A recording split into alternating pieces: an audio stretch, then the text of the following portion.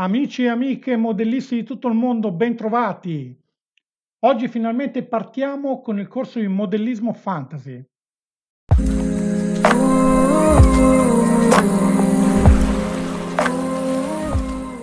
Nel video di oggi vedremo i materiali e le attrezzature che ognuno di voi dovrebbe quantomeno avere per potersi dedicare o cominciare a dedicare a questo splendido hobby. Divideremo i materiali e le attrezzature in due categorie: quello dei materiali obbligatori, che a mio parere ognuno di voi dovrebbe avere anche solo per iniziare, e quello dei materiali facoltativi, che invece sono strumenti che sicuramente aiutano ma che non sono propriamente obbligatori. Il mio consiglio è, soprattutto se siete all'inizio, cominciate a vedere se vi piace questo hobby, seguite tutti i video del corso, costruiremo insieme, come già detto, un modello in stile fantasy, poi starà a voi giudicare che una passione che vorrete portare avanti, potrete allora recuperare questo video e comprare anche tutti quei materiali che ho catalogato come opzionali. I materiali utilizzati possono essere diversi. Quello che noi utilizzeremo principalmente è polistirene estruso, da non confondersi con polistirene espanso o comunemente chiamato polistirolo.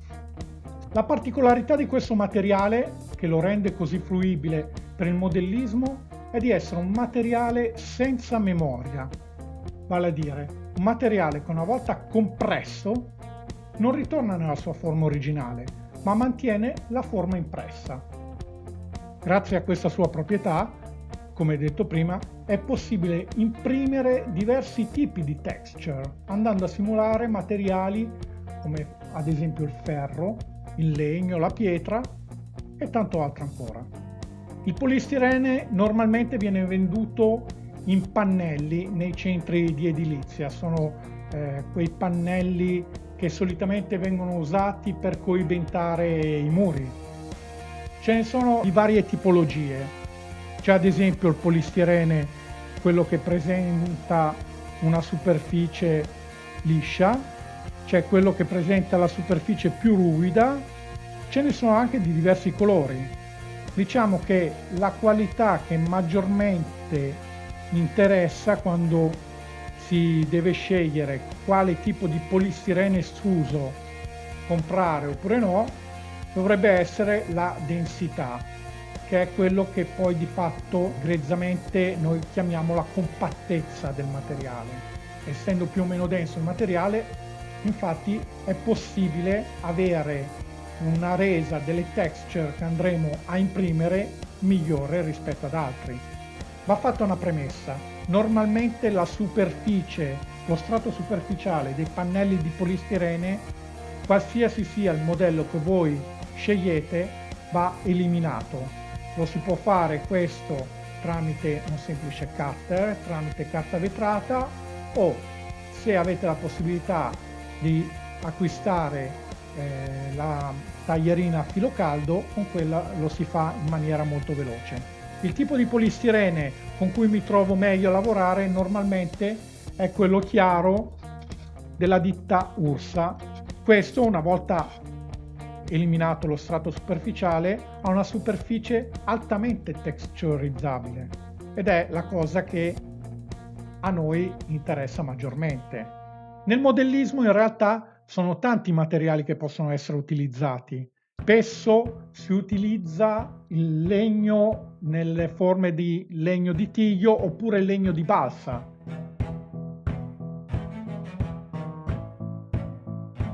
Come vedremo, specie nel modellismo fantasy, con il polistirene possiamo creare veramente qualsiasi cosa.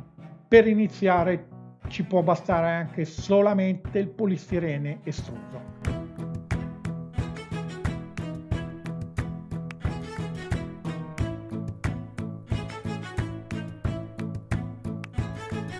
Proseguiamo con le attrezzature che vi serviranno. Prima ancora di comprare il polistirene, la cosa che non deve mai mancare, che è assolutamente indispensabile, un buon tappetino antitaglio. Questo non solo vi permetterà di proteggere le superfici sottostanti, ma preserverà anche la durata delle lame che andrete a utilizzare. Se oltre a trovare un buon tappetino antitaglio, questo è anche a doppio strato, ancora meglio. Tra gli attrezzi a taglio indispensabili ne abbiamo solamente 3. Un cutter a lama grossa, un cutter a lama fine e un cutter a punta. Il cutter a lama grossa lo si utilizza soprattutto nel taglio manuale dei pannelli e laddove vanno ritagliati elementi dai grossi spessori. Al contrario, il cutter a lama fine risulta adatto per i tagli di elementi più sottili. Utilissimo invece nei tagli di precisione il cutter a punta, spesso usato anche come tagliabalsa. Insieme ai cutter ricordatevi anche di fare una vasta scorta di lame, in quanto soprattutto il polistirene ve le consumerà parecchio. Questi sono gli unici attrezzi da taglio obbligatori che sicuramente dovete acquistare.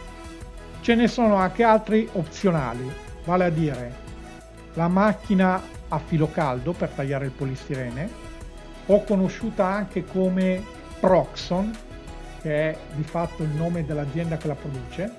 Questa è davvero utilissima. Vi consiglio, se deciderete di andare avanti in questo hobby, di acquistarla. È un regalo che vi cambierà veramente la vita, però non è obbligatoria. Un altro attrezzo da taglio che ho conosciuto da poco e che lo trovo molto utile è il tagliabalsa. Anche questo lo mettiamo nei materiali opzionali.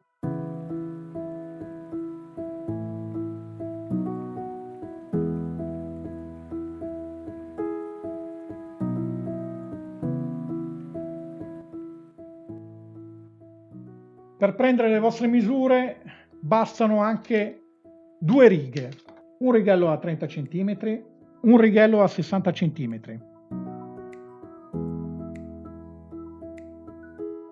Come collante, 2 tipi di colla. Pistola a caldo.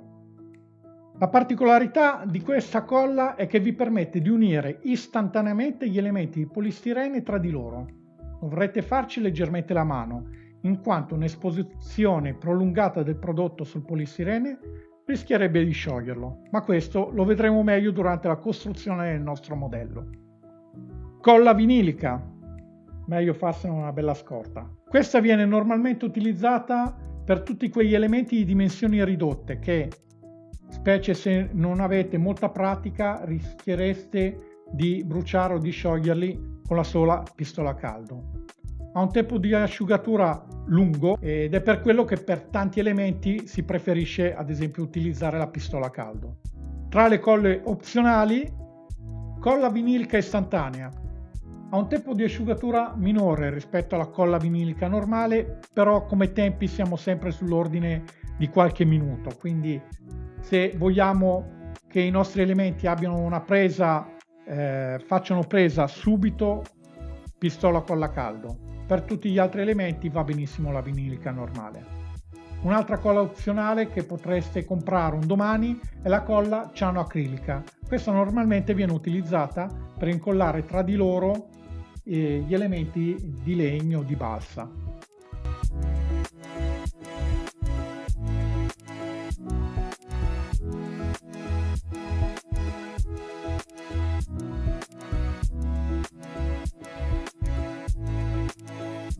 Rispetto a quanto mostrato finora, ci sono tutta un'altra serie di materiali che possono essere utilizzati e possono essere considerati obbligatori.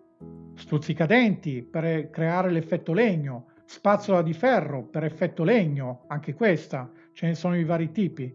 Queste sono le 2 ad esempio che utilizzo io.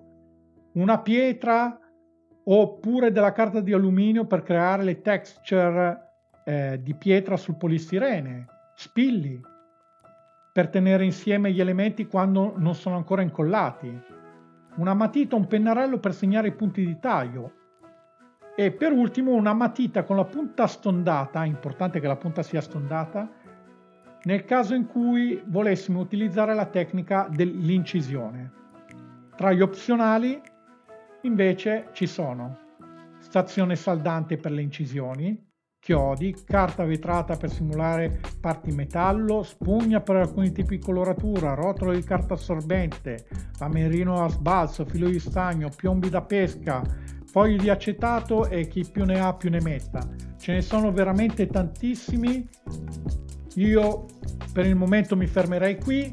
Vi ho elencato quelli più importanti, quelli che secondo me, specie per seguire questo corso, tutti voi dovrebbero assolutamente avere.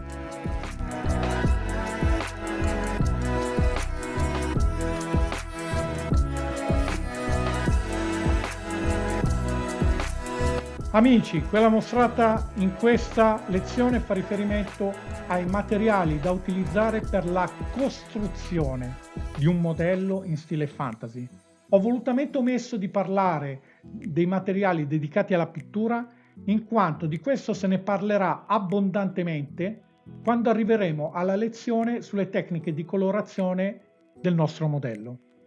Con questo per oggi è tutto, spero di avervi incuriosito ed interessato. Per aiutarvi nella ricerca dei materiali ho inserito qui sotto in descrizione tutti i link per poterli acquistare. Per trasparenza vi informo che i link sono link di affiliazione. Se acquisterete attraverso questi link a voi non cambierà assolutamente nulla, mentre a me verrà riconosciuta una piccolissima percentuale sul venduto. Un modo semplice per poter supportare la crescita del canale. Io vi do appuntamento alla prossima lezione in cui vedremo come scegliere il concept grafico, quali caratteristiche di base dovrebbe avere un modello per essere considerato fantasy e cominceremo con il costruire il nostro personale modello. Spero che il video vi sia piaciuto, vi chiedo di mettere un like e di iscrivervi al canale se non l'avete ancora fatto, condividete il video. Più like metterete e più il video girerà all'interno della rete YouTube e aiuterete anche in questo modo a crescere il canale. Grazie di avermi seguito fino a qui, ci vediamo al prossimo video. Ciao!